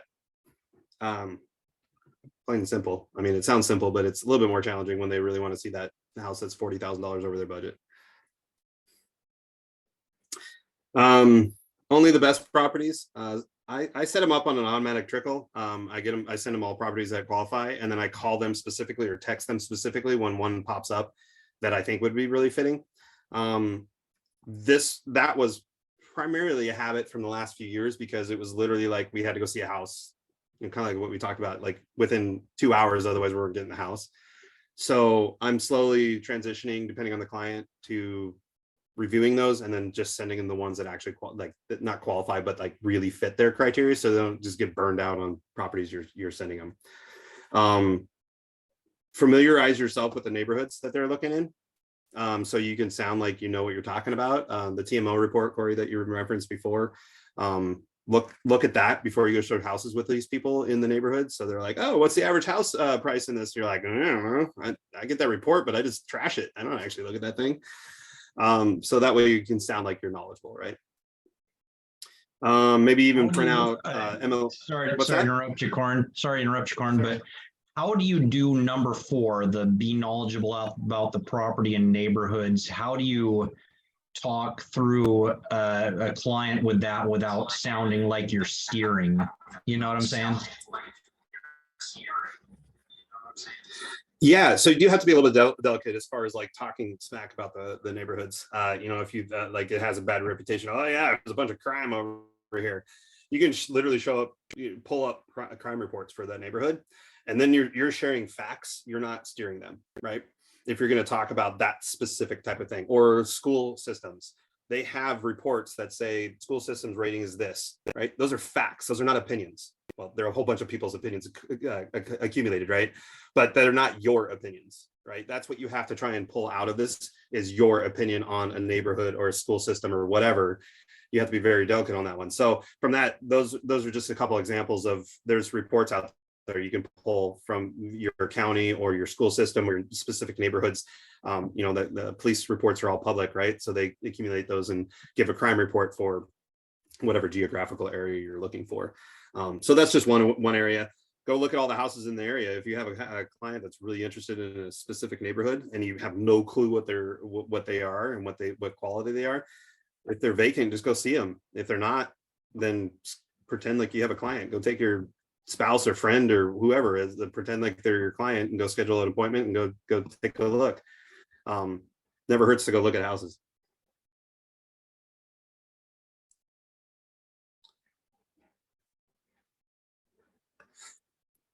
All right, once you're ready to show the homes to buyers, always read the listing agent remarks first. There's private comments, always read those. Sometimes they're really important. My listing that I just went live with, they have cats and we can't let them outside. I have to trust that you guys as other agents that are going to go show my listing are going to abide by that and read that and not let the cat outside. It's going to be a really tough conversation if somebody lets the cat outside and something bad happens. So it's important, especially as a buyer's agent, to report that or to read that and then comprehend it. And things like if it says, make sure you wear booties on your feet, you know, they're provided, wear them, respect somebody else's house. Also helps you understand if certain things come with it or don't. Oftentimes they'll describe that in the private comments as well. And that's on your MLS system. You just go in there. When you're trying to schedule, it also oftentimes has scheduling, like how to do it. So if you want to schedule a showing in 15 minutes and it says needs 2-hour notification, you can always try and call the listing agent and see what they say. They might have an exception, but try and respect what the seller is asking for, because it's only going to help you down the road for showing or for when you get into negotiation with them, if you're going to write an offer, right? If you piss them off by just showing up, not a good place to start. When you're like, oh, and by the way, we're going to write an offer, they can be like, let's see how that works.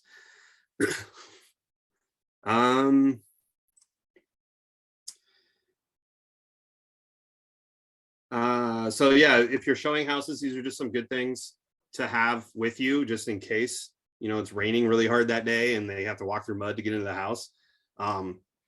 Have some booties with you. You can run back to the car and be like, hey, I got these, let's put them on real quick. And that we're not traipsing mud through the house. It just shows respect for the other people's houses. So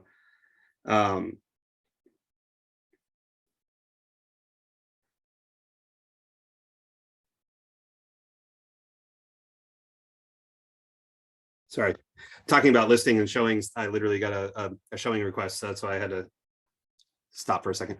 Let's see here. So those are just some things that you need to bring. Hot days, beverages and snacks. If you're showing like multiple houses, bring some water bottles, maybe some snacks, especially if they have kids or anything like that.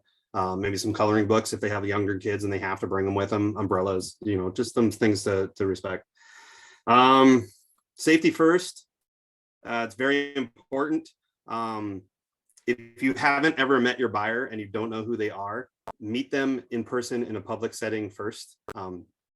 It's safe, right? Meet them at your office, meet them at a coffee shop. Hey, we're gonna go see these houses. I want to just meet up. Let's meet here so that way we know where we're all going. Whatever excuse you come up with or reason, just be safe. Especially if you're showing like rural properties where you're out in Timbuktu, no cell service, and you're going to meet this person for the first time. Not a good idea. Bring somebody with you if that makes you feel more comfortable. Really follow your instincts. If the hairs on the back of your neck start standing up, walk away. Like, just don't even go. Like, it's not worth just showing a house to potentially get injured or anything else, right? Unfortunately, sometimes that does happen. Just be aware of that. When you're going into a house, even if you think it's vacant, always announce it. Hey, person, real estate agent, here's the house. Sometimes they have tenants, and sometimes they forget to tell them. So there's a lot of things that go on that, oops, they didn't tell the daughter that there's going to be speaking over there. So there's somebody in there to scare the crap out of them, right? Or worse, somebody's protecting their house. So I always announce myself. It's really easy. Also, always tell your buyers that expect to be recorded, at least audio, if not video. So don't talk smack about the house. Don't say that you're this is the crappiest house I've ever seen in my entire life. And then, oh, by the way, let's write an offer. I've had that happen, not with my buyer, but on the seller side. My client called me up and said, these buyers just totally bash the house. If they write an offer, we will not be accepting it. Technology is real, right? So just be aware of that, and just talk about any offers or details offsite.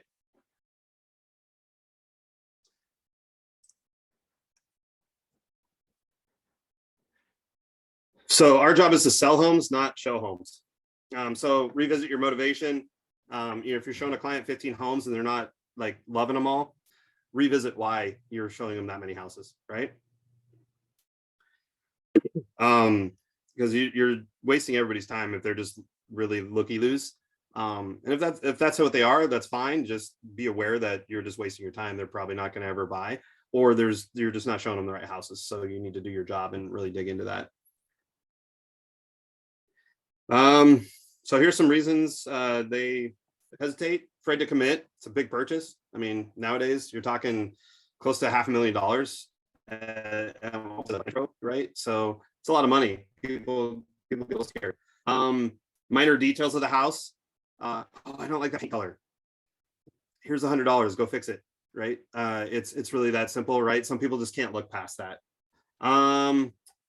The fear of missing out. Oh, what if this is not the perfect house and the next one's the perfect house? They haven't seen enough of those. Try and have your response to that ready. So you're not coercing them into it. Again, you're just reminding them of the motivation and some of the why they should buy this house, or why have them respond why they should buy it. Yeah, they need to sleep on it. Nowadays, they can probably do that depending on what the house is, at least one night. But the saying goes, if you sleep on it, you might not sleep in it. I've said that once, but it was a really good friend. But use that as you want with your clients, if that's a spiel you want. So just have those responses ready, because you will get those hesitations. I've gotten every single one of those. And some of them just won't budge. Some of them you're like, well, here's why we're here. Oh yeah, okay, that's cool. Let's do this. You always hope that happens. So yeah, if they're wishy-washy, they're like this, that, and the other, any of those other 4 objections or any other ones, go back to their motivation timeline. They have to be out because the tenant or the landlord's going to raise the rent, blah, blah, blah. Try and solve the challenges. Have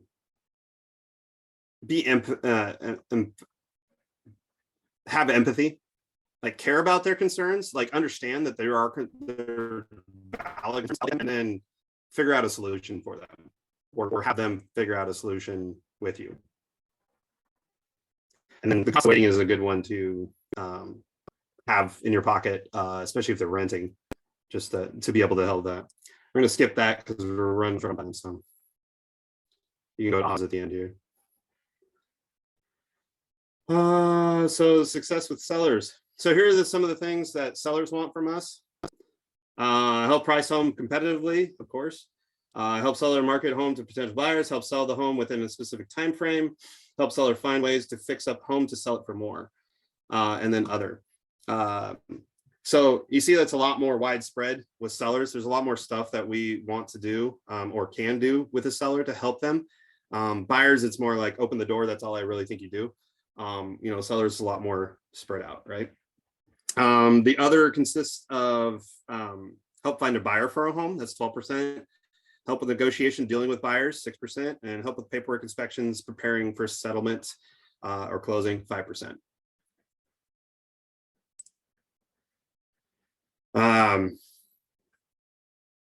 So we start in the same place with the buyer or the sellers as we do with the buyers. Their needs analysis. What's their motivation of selling? Where are they going to move? Or is it across town? Are you going to potentially also need to help them find a house? What's their timeline? Is there an event that's happening that they have to wait for or have to move beforehand? All that stuff you need to be aware of and help with.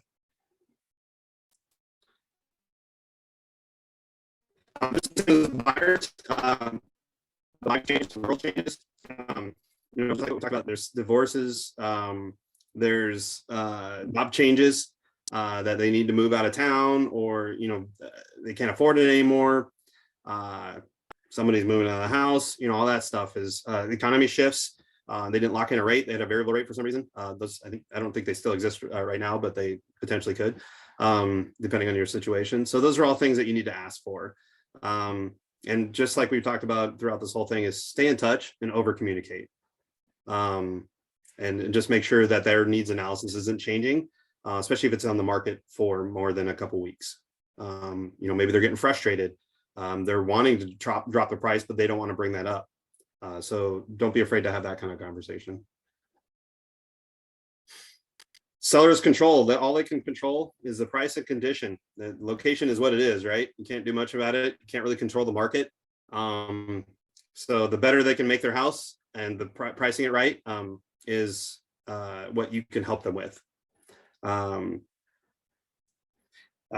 You can advise them on the market, what a good price is for the market, so you can stay ahead of the market. If it's increasing, maybe you can price it a little higher. If the prices are coming down, you need to price it low, so you're staying ahead of it rather than riding the wave and not being in front of it. If you're riding the wave down, you're probably going to have a much lower purchase price than if you were to drop it or start lower and have the market catch up to it, rather than start where the market is, and by the time you list it, you're already above where the market's telling you that you need to list it. So prepping the home, it's important to have communication with them about what maybe they can do to not just increase the value, but potentially get their money back out of it, or close to it. If the outside of the house is absolutely trashed, and needs painted, it's been needing painted for years, it's expensive to paint the outside of a house, but curb appeal is big to get people out of the car. So that's something you need to wait and be like, hey, it's going to cost you $8 to paint your house, but I don't think we're going to get any offers on this house unless you paint the house. So it's worth the $8,000, go paint your house. You know, maybe they can't afford it. So you have to price it accordingly. And you have that conversation, right? Some sensitive conversations. If they have a lot of pets in their house, stinks. You need to address that. They smoke. You need to address that. They know they smell probably, right? Or to some people they smell.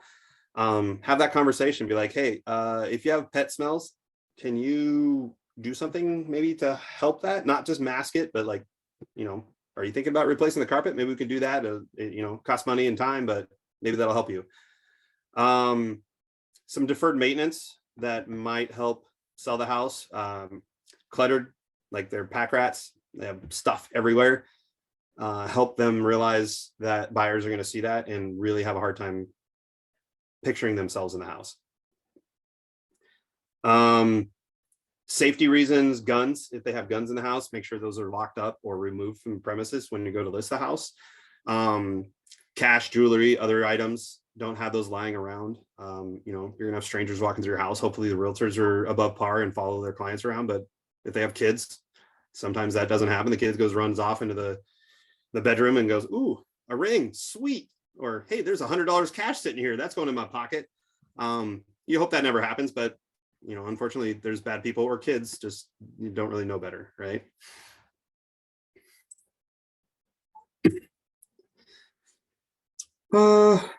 Let's see here.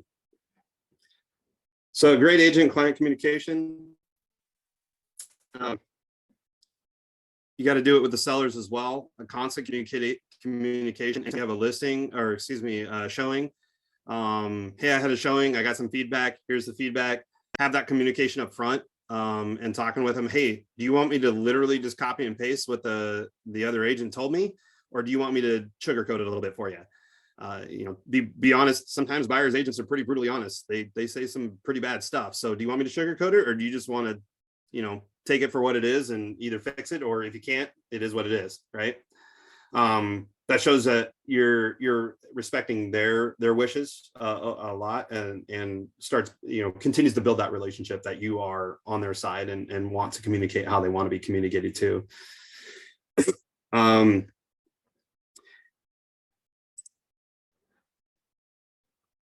If you have any issues with buyers or sellers, but most of the time you're going to get this with a seller, is discrimination. They're under the same rules for equal housing as we are. So if they start doing some shady stuff, or that guy, you know, that person is whatever, I don't like him because of this. If you feel uncomfortable with that conversation with them, go to your principal broker and say, hey, this is happening. I don't know how to handle this, and have them either step in or guide you down that. Because you're supposed to be on your client's side as long as they're doing legal stuff. Once they cross that line, you're crossing it with them if you continue to allow them to do that. So just be aware of that, cover your own backside. If you have issues with stuff, talk to your principal broker. They're going to be there for you. In worst case, so you call an attorney and get their help if it's like really bad, you know, that kind of stuff. So here's the Y4C2Ts that I talked about at the very beginning. So kind of goes back to the dual agency as well as the fair housing. No commission is worth your reputation, right? So the win-win or no deal, integrity, do the right thing. Customers always come first. Commitment in all things. Communication, seek first to understand. Creativity, it's ideas before results. Teamwork, together, everyone achieves more. Trust starts with honesty, equity, opportunities for all, and success results through people. I expect you to memorize this. I'm going to give you a test tomorrow. No, I've been with the company for a number of years, and I still I can't recite it. I mean, effectively, what I summarize this as be a good human and treat people with respect and be professional, and don't hose people. I mean, most of the time I just say be a good human, and that kind of summarizes everything that you have right here. It's great to remind yourself. You'll see it a lot though. Some offices in their monthly meeting go over this and have people recite it. So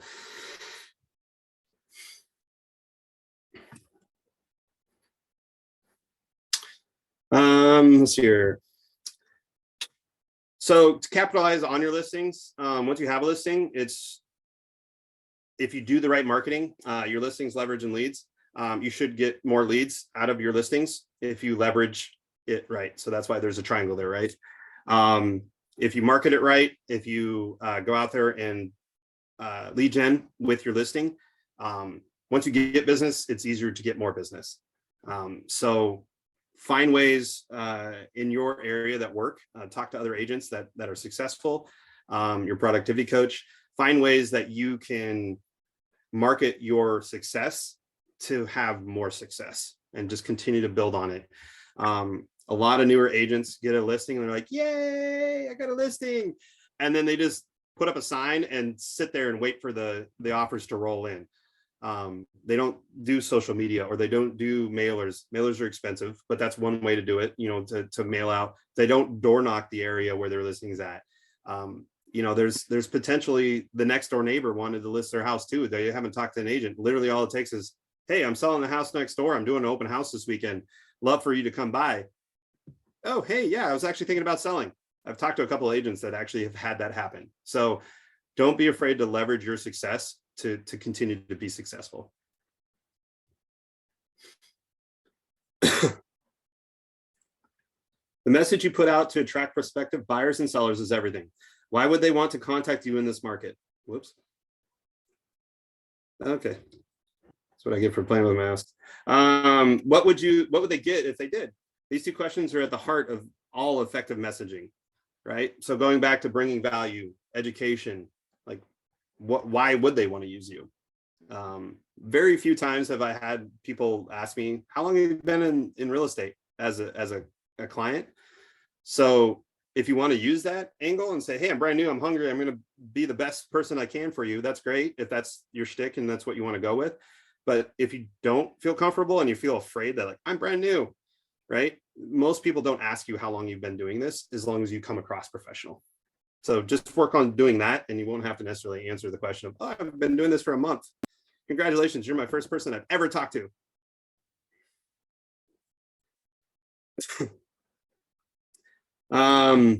Yeah, so when you put up a listing, make sure you have all the appropriate documents. Talk to your principal broker, your productivity coach, to make sure you have those right documents ready. Either put them on the MLS if it's required in your area, or have them prepared when you do get an offer that you accept. to make sure that you are prepared for that. Seller's property disclosure is something I believe Roseanne mentioned earlier.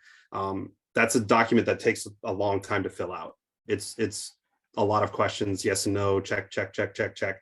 It looks really daunting and it takes people a long time. So they're going to drag their feet. So the earlier you give them something like that, the better, because then by the time you actually list the house, hopefully they'll have it done or very close to it.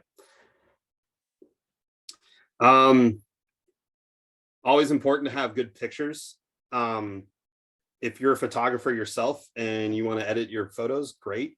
Photos by a professional are fairly reasonable, in my opinion, for the time it takes to edit them. If you're not an actual photographer, roughly $200, let's say, give or take, depending on your market, will get you enough pictures to put a listing out there. And then plus, if you want a drone and walk through and all that stuff, that's going to cost you a little extra. But for $200 on a listing, for instance, my listing that just went live today is $650,000. I'm going to get a $22,000 check when I sell that. It's worth $200 to $300 to get really nice pictures. Don't use your camera or your phone. It's just not worth it. And make sure you talk with your seller about their schedule. I mentioned that earlier, that these guys chose not to listen to me, and now we're battling about emptying the house when people want to go see it. I've gotten like four requests for showings while I'm on this thing, and I'm not really available. So luckily my wife's a part of my team, so I've been forwarding them on to her. So that's the leverage part that we talked about earlier.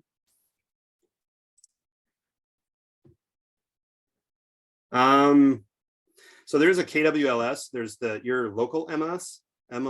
Down here it's RMLS. What's it up in Salem again? I totally just blanked on it. Do you know what it is? Your MLS up there? I think it's Willamette Valley MLS. Yeah, I think. WVMLS. Thank you. Yeah. Yep, WVMLS. Thank you. But there's a separate KWLS, which is another perk for KW. It's a separate thing. You literally have to put in almost a whole new listing or different listing, but it blasts it out to everywhere. Your local MLS is just your local stuff, and then like Zillow and Redfin.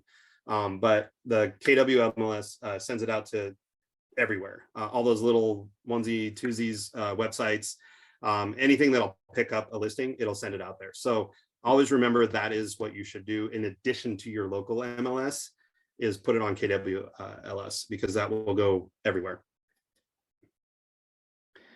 And it does import some of the information directly from your local MLS, but you have to make sure it's talking the right language, basically. It's important to have your correct signage. Just remember, coming soon, unless you're actually a coming soon listing, you can't put your sign up except for 24 hours beforehand. And you actually, even if it's coming soon, you cannot market it until 24 hours before you go live. So just remember that rule. So coming soons are not as effective as they used to be, because only agents can see them on your local MLS before it goes live. So if you're coming soon for 20 days, it's just those agents that have a search set up or looking in that area that'll see it. It's not going to go out to the world. And you can't send out postcards. You can't post it on social media. A little way to circumvent that is, like the other day, I was putting up a sign, or we're doing photos. I did a selfie video, and I said, hey, it's picture day. And I'm standing in front of this beautiful kitchen that's actually at my listing, but I didn't give an address. I didn't give information about the property. It was very generic. Hey, it's picture day. I've got a listing coming up. Follow my page. You're going to find out more about this, right? But I'm not giving specific property information. So it's a way to circumvent that 24-hour rule. That's actually a question I had, because I had seen a couple of agents post stuff like that. So that's totally fine, as long as there's no address, as long as there's no description, like listing coming soon, or yes, I would. Yeah. Soon. Okay. Double check with your productivity coach or your principal broker, just to make sure if you're in a different area, but even if you are, just to make sure you're not. But if you're very generic, all you're doing is saying, I'm taking pictures, right? It's right. Not like, come show that I'm going to show you the house, come see it. This is right. A sneak peek, but you're not really saying sneak peek. It's just like, it's a part of the process. So yeah, you should be able to get away with that. Okay, perfect. Thank you. Yep.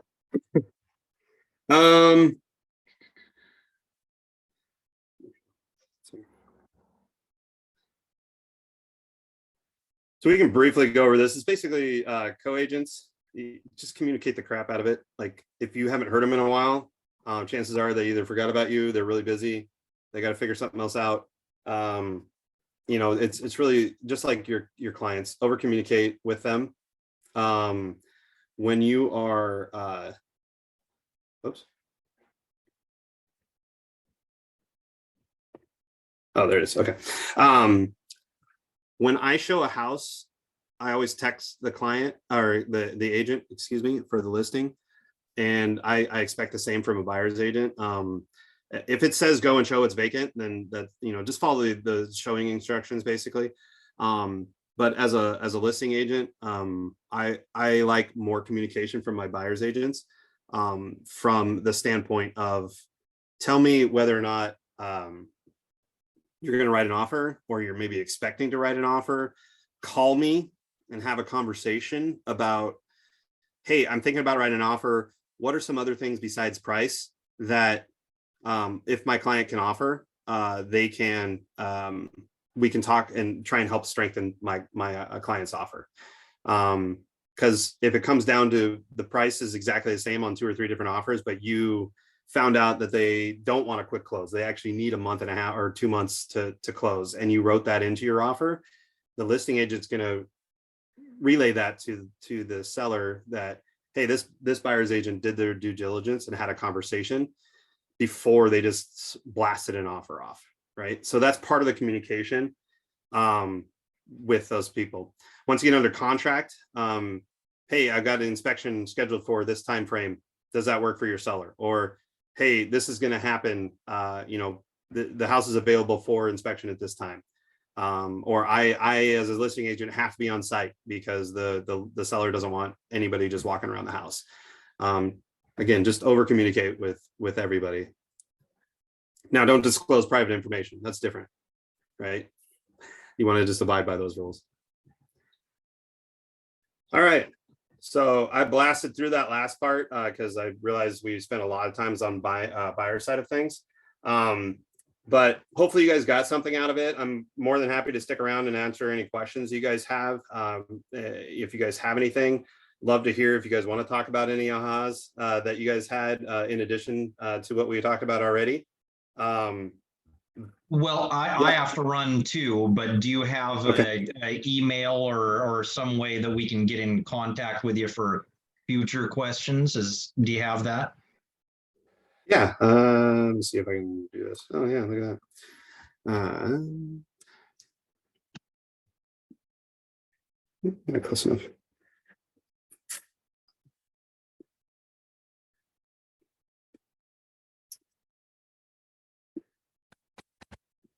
You can copy and paste that or write that down. That's my personal cell, work cell, whatever you want to call it. So feel free to text me, call me. That's my email address as well. Always available, happy to chat, talk through any questions that you have. And any of the material that we covered or didn't cover. Like I said, we spent a little bit longer on a couple of those sections than I had planned, but I think hopefully we had some good conversation about some stuff and you guys got some information out.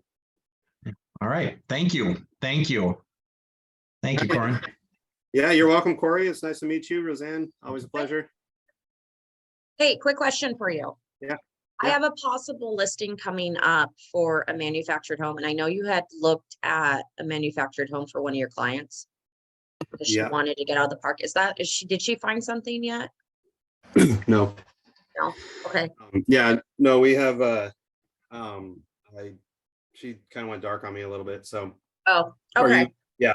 But Well, where are you listing it?